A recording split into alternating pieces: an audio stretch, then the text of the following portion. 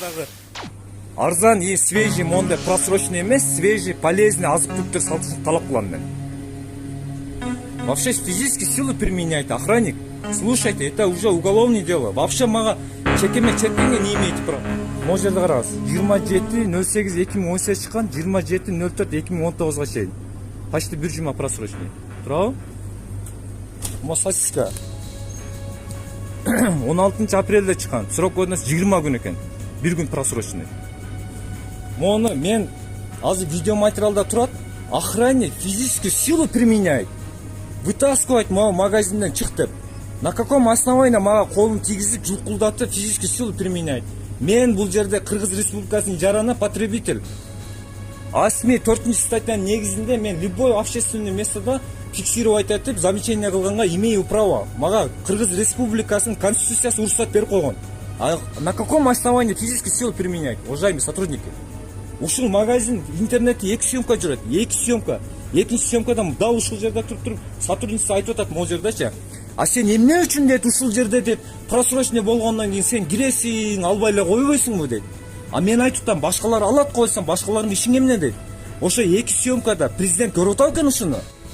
Мо урматтуу кыргыз элим, кыргызстандыктар, жалпы момун мусулман бир туугандарым, чындык маалымат кеч каналынын көрөрмандары, амансыздарбы? Бүгүн 6 май, мына улуу Рамазан айы.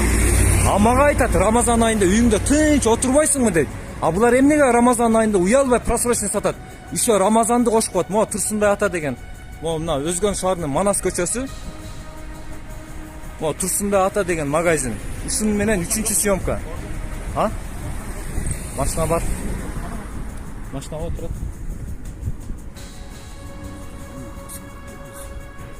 Жок, мен ушун менен интернетте 2 видео материал турат ушу Турсунбай ата магазиндечи. Неужели ушу 2 видео материалда да сотрудниктер болобу, санап чыксаңсы чара көрбөй атат? Ушунчалык особый ушул магазин мен түшүнбөдүм. Ушул магазин ушунчалык эле бир башкача магазин бекен, а? Биринчи видео съемкада телефонго асылып, телефонду сындырганга попытка кылды. Заявление жазган жокмун сотрудник. Экинчи видео материалда тоже жок, ана сатуучу жанагы мага обращать эткен продавец. Биринчи съемкада интернетте жүрөт.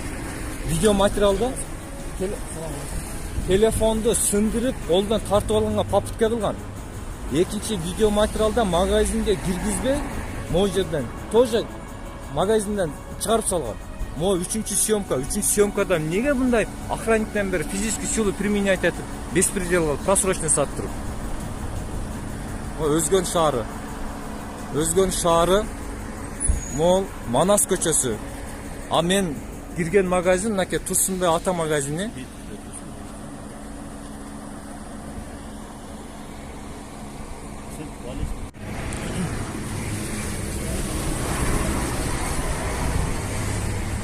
Моолар, сотрудник, уважаемый сотрудник, моолар, жерден полкада 10 сантиметр бийиктикте туруш керек. Моолар чаң басып, кир басып, суулар, напитоктор, чайлар эмне алып турат могу жерде, лестницада?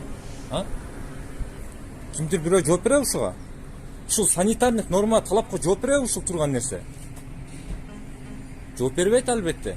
Моунун чаңын караңыз, чаңдарды карасаңыз, кирди караңыз, могулар чаңдардычы. Неужели ушуларды арчып, тазалап, жерден бир 10 сантиметр бийиктикте моунун карасаңыз, чаң басып, же коркунучтуу болуп кеткен. Болбойт мындай.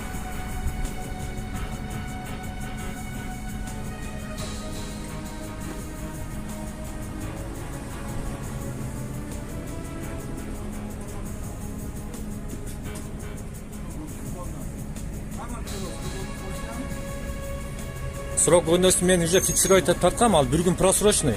Антип мени алдап ойлогонсуз. Алып баспы. Алыңыз. Сотрудник. Тоже просрочный.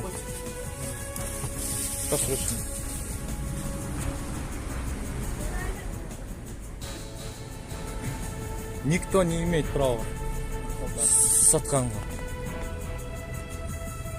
Чекеде tutturayınca.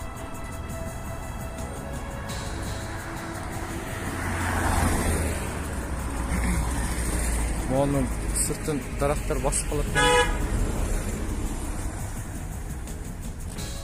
О, сатучу. Bir minut deseniz. Олардағы неправильно тұрады да олар.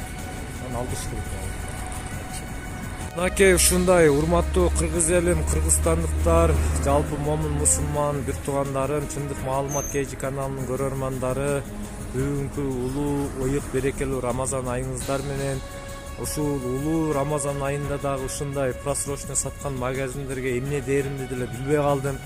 Бул магазинге бүгүнкү съемкабыз 3-чү жолку съемка. Биринчи видео материалда дагы нападение болгон дал ушул магазинде. Магазинге киргизбей эч бир себепсиз магазинге киргизбей 102 чакырылып, анда дагы тополоң болгон бул магазинде.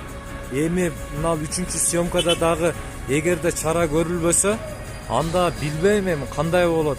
Бул видеону жогору жактагы депутат, министр, урматтуу президентибиз Сооронбай Жээнбеков Шарипович деме көрүп атабы экен. Мен кыргыз элимдин ууланышын каалабайм. Мага кыргыз элимдин ден соолугунун өмүрү кымбат. Мен каршымын. Коомдук жайда магазинде просрочный продукт сатылышына мен каршымын. Ушул магазин бүгүнкү күндө 3-чү съемка мыйзам чегинде чара көрүлүшүн талап кыламын. Мына ал жерде турган суулар дагы туура эмес.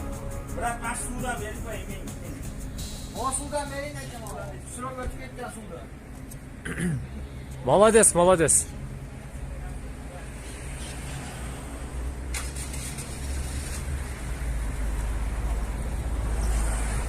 Адамдар ичүүчү чайлар, суулар, напиток, ушундай нерселер таза полкада жерден 10 сантиметр бийиктикте туруш керек.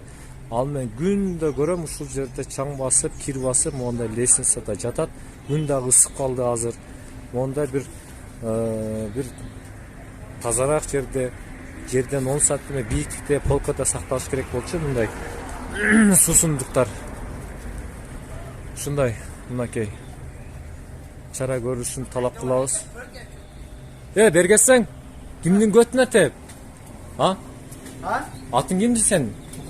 Эмне анан кийин озгал сөздөр менен сүйлөт? Азыр жүзеки чакырылат. Чакырам. Хорошо, чакыр. Мынакей мына сотрудниктер. Мына сиздер уктуңуздар, коомдук жайда айда берин көтүнө бир теп деп атат. Чара көрүшүн талап кылам ушул адамга.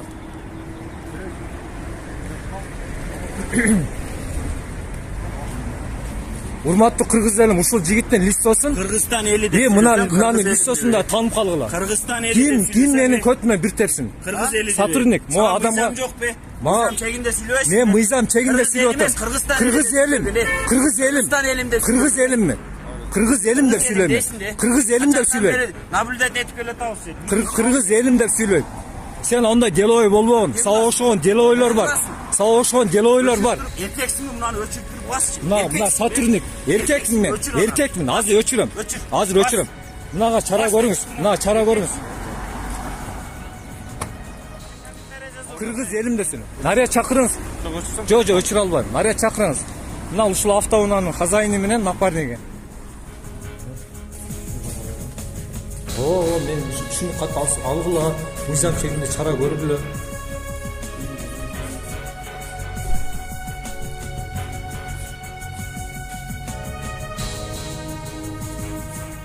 Бүгүн 6 май 2019 жылдын улуу берекелүү ыйык Рамазан айынын алгачкы күнү.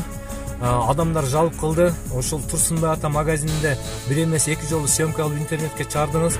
Ошого карабастан Рамазан айына карабастан дагы деле суроо өткөн азык түлүктөр сатып атат дегенинен келип текшерсем чындап эле просрочный азык түлүктөр толтура чыкты. Андан соң 102ге байлашып наряд чакырдым. Наряд келип мыйзам чегинде чара көрүлөт деп убада берди. Андан ал наряд кеткенден кийин сыртта турган чаң басып турган суусундуктарды видеого алып съемка обращение кылып атсам, белгисиз жарандар, 2 жаран мага обращать этип, тааныбайм ал адамдарды, ал 2 жигитти. Ушундай ооз калгыс сөздөр менен сөз айтып, кууп чыкпайсыңарбы деген сөздөрдү айтып мага обращение кылганынан ал жигиттерге кайрылсам, провокация кылып, бир жигит ооз калгыс сөздөр менен сөгүп сагып коомдук жайда ар намысыма шек келтирип, мазактоо менен ушундай туура эмес сөздөрдү сүйлөдү. Ал эми экинчи шерик болсо кыргыз элим деп кайрылып атсам, сен кыргыз элим дебегин, сен кыргызстандык эл дегин бөлбөгүн деген сөздөрдү айтты мага. Ал эми Кыргыз Республикасынын аймагында көп улуттар жашашат. Ал баардыгы биздин бир тууганыбыз, биздин жаран. Мен эч качан бөлбөймүн. Кыргыз Республикасынын аймагында жашаган баардык жарандар кыргыз элим болуп саналат. Ошондуктан мен кыргыз элим деп өмүр бою айтканга укугум бар деп ойлоймун. Ушул провокация кылган эки жаранга мыйзам чегинде чара көрүшүн талап кылып, мына Өзгөн шаарынын уроодусунда 2 сааттан бери отурамын. Бир шериги келди, экинчи шеригин алып келе албады. Эмне себептен алып келе албады билбеймин. Ага дагы мыйзам чегинде чара көрүлөт. Сиз үйүңүзгө бара бериңиз. Убада беребиз, мыйзам чегинде чара көрүлөт. За то, что ошол коомдук жайда сиздин ар намысыңызга шек келтирип, ооз калгыс сөздөрүнө сөгүп, мазактаган үчүн чара көрүлөт деди. Бул жумуштун башталышы коомдук жайда, магазинде сатуучулар кимдер гана болбосун мага айырмасы жок, баарына бирдей болот, кезек келет. Мен кыргыз элиме кооптуу азык-түлүктөр, просрочный азык-түлүктөр, ден соолугуна, өмүрүнө зыян алып келе турган азык-түлүктөрдүн сатылышына каршымын. Магазинден башка дагы структура ар кандай тармактарда кыргыз элиме кооптуу, зыян алып келүүчү иш аракеттер болсо, чындык үчүн кашык каным калганча күрөшкөнгө аракет кыламын. Андыктан ушундай кооптуу кыргыз элимдин өмүрү менен ден соолугуна зыян алып келе турган просрочный азык-түлүктөр сатылышына мен каршымын. Андыктан чындык маалымат KG каналы менен бирге боло туруңуздар. Бул жумуштун башталышы. Мындан ары чындык үчүн күрөшүп, бир эле магазин эмес, башка тармактарда дагы иш алып барганга аракет кыламын. Ар бир кыргызстандыктарга, кыргыз элиме эки дүйнөнүн жакшылыгын каалаймын. Аман болуңуздар, тынч болуңуздар, улуу берекелүү Рамазан айыңыздар кут болсун. Ар бирибизге орозо кармап, 5 убакыт намаз окуп, чындык үчүн ушундай коомдук жайда мыйзам бузуулар болбосун. Алладан корколу, бирөөнүн өмүрү менен ден соолугуна зыян берүүдөн сактаналы, чындык болсун, адилеттүү бололу. Андыктан